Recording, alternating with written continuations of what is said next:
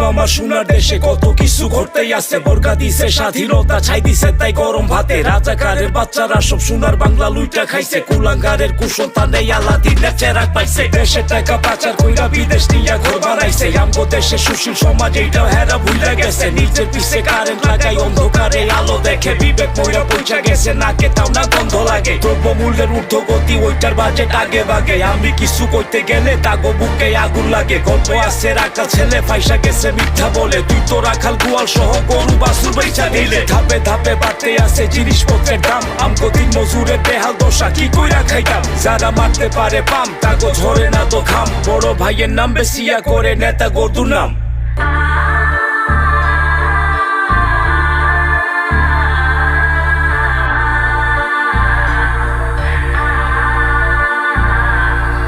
এই নষ্ট সমাজে যত নষ্ট